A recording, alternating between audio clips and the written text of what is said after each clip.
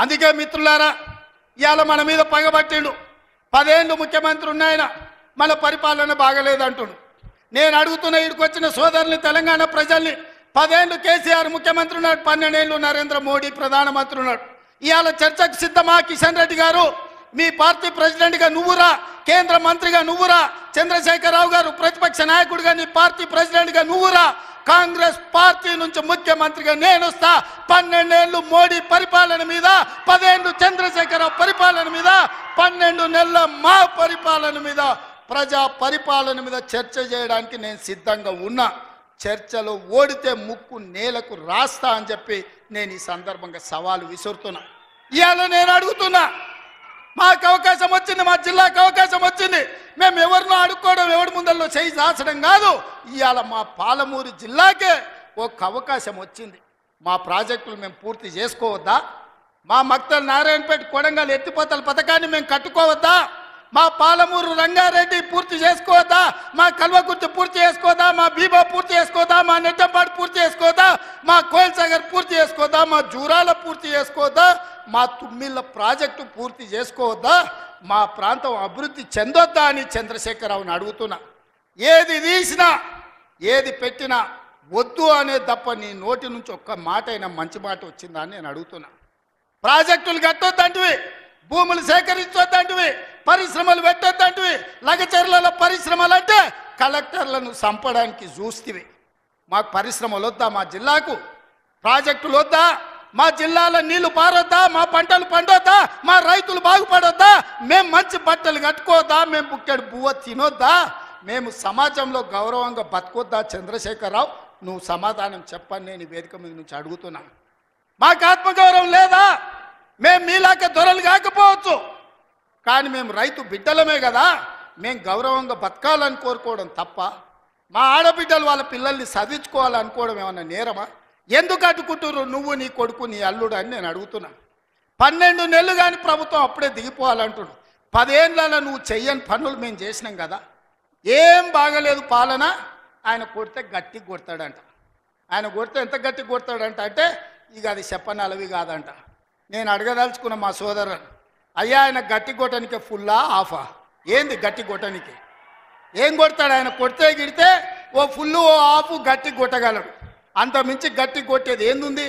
10 ఏళ్ళు నువ్వు గట్టి కొట్టేటోని ఆయన ఉంటే, నిజంగానే నువ్వు గట్టి కొట్టాలంటే డ్రగ్స్ పార్టీలు ఫామ్ హౌస్లలో చేస్తున్న నీ కొడుకును వంగబెట్టి గట్టి కొట్టు, వానికి బుద్ధి వస్తుంది. ఢిల్లీలో లిక్కర్ దందాలు చేసి తెలంగాణ గౌరవాన్ని తీసిన నీ బిడ్డను దవడ మీద అంగబెట్టి గట్టి కొట్టు. తెలంగాణ పరువు తీసినందుకు గట్టి కొడితే వస్తుంది. కాళేశ్వరం పేరు మీద 1,00,000 కోట్లు మింగిన నీ అల్లుని దవడ మీద అంగబెట్టి కొట్టు గట్టిగా, అప్పుడు వానికి బుద్ధి వస్తుంది, సిగ్గు వస్తుంది. తెలంగాణను ముంచినందుకు గట్టి కొట్టేది ఉంటే నీ ఇంట్లో కొట్టు, వాళ్ళని దారిలో పెట్టు. కాంగ్రెస్ను గట్టి కొడతా అంటే మా కాంగ్రెస్ పార్టీ కార్యకర్తలు ఊరుకుంటారా? రా, ఎంత గట్టి కొడతావో చూద్దాం. పొంకణాల పోసిగానికంట 3 ఎట్లంట 36 దొడ్లంట. వెనకడికి పొంకణాలు చెప్పేటోడు. 10 ఏళ్ళు నువ్వే ఉన్నావు కదనే, 10 ఏళ్ళలో నిన్ను ఇవ్వడం చేయొద్దన్నాడా? ఇవాళ మేము 12 నెలల ఏమి చేయలేదు అంటున్నాడు. నేను అడుగుతున్న ఇక్కడికొచ్చిన మా ఆడబిడ్డల్ని, అక్క 500 రూపాయలకు సిలిండర్ వస్తలేదా? ఆర్టీసీ బస్సులో ఉచితంగా మీరు బస్సు ఎక్కుతారని టికెట్ అడుగుతురా? ఆ ఎల్ల అమ్మగారింటికి పోవాలంటే ఇంటి ఆయన కిరాయి పైసలు అడగాలి. అమ్మవారి గుడికి పోవాలంటే పక్కింటోళ్ళు తోడు రావాలి. ఇవాళ 500 రూపాయల సిలిండర్, ఆడబిడ్డల కార్తీలో ఉచిత ప్రయాణం, 200 యూనిట్లు ఈరోజు ఉచితంగా కరెంటు, 25,50,000 రైతులకు 21,000 కోట్ల రూపాయల రైతు రుణమాఫీ చేసినాం. రైతు భరోసా కేసీఆర్ ఎగనామ పెడితే వచ్చిన ఎంబడే 7,625 కోట్ల రూపాయలు ఇవాళ రైతు భరోసా మొదటి విడత ఇచ్చినాం.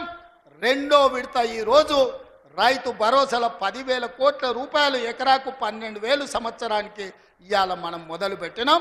మార్చి 31 లోపల ఈరోజు రైతు భరోసా నిధుల్ని రైతుల ఖాతాలో వేయదలుచుకున్నాం. నిరుద్యోగ యువకులకు 55,000 ఉద్యోగాలు ఇచ్చినాం. ఇవాళ ఆడబిడ్డలకు, మహిళా సంఘాలకు పాఠశాలలు నిర్వహించుకోనికి అమ్మ ఆదర్శ పాఠశాల ఇచ్చినాం. ఇవాళ పాఠశాల పిల్లలకు బట్టలు కుట్టే పని ఆడబిడ్డలకు ఇచ్చినాం. ఇవాళ 1000 మెగావాట్లు సోలార్ విద్యుత్తు ఆడబిడ్డలకు ఇవాళ నిర్వహించుకోవడానికి ఇచ్చినాం. ఇవాళ మహిళా సంఘాలకు 600 బస్సులు కొని ఆర్టీసీకి ఇవాళ కిరాయిలకు పెట్టే అవకాశం మా ఆడబిడ్డలకు ఇచ్చినాం. ఈ రకంగా చెప్పుకుంటూ పోతే ఈరోజు కొడంగల్ నారాయణపేట లిఫ్ట్ ఇరిగేషన్ మహబూబ్ నగర్కు తీసుకొచ్చినాం. 5,000 కోట్ల రూపాయలతో కొడంగల్ అభివృద్ధి పనులు, 1000 కోట్లు ఇవాళ నారాయణపేటలో అభివృద్ధి పనులు తీసుకున్నాం. పాలమూరు ప్రాజెక్టు పూర్తి చేయాలని ఇవాళ ముందుకు పోతున్నాం. ఈ రకంగా మేము వచ్చిన తర్వాత ఇంతకుముందే పొంగులేటి శ్రీనివాసరెడ్డి గారి నేతృత్వంలో ఆనాడు ఆగిపోయిన ఇందిరమ్మ ఇల్లు మళ్ళీ ప్రారంభించి నియోజకవర్గానికి 3,500 కాదు, అవసరమైతే 5,000 ఇల్లు ప్రతి నియోజకవర్గానికి 5 లక్షల రూపాయలు పేదవాడు ఇల్లు కట్టుకోవడానికి ఇవాళ ఉచితంగా ఇస్తున్నాం. నువ్వు ఎన్ని డబుల్ బెడ్రూమ్ ఇండ్లు ఇచ్చినావు 10 ఏళ్ళని నేను అడుగుతున్నా.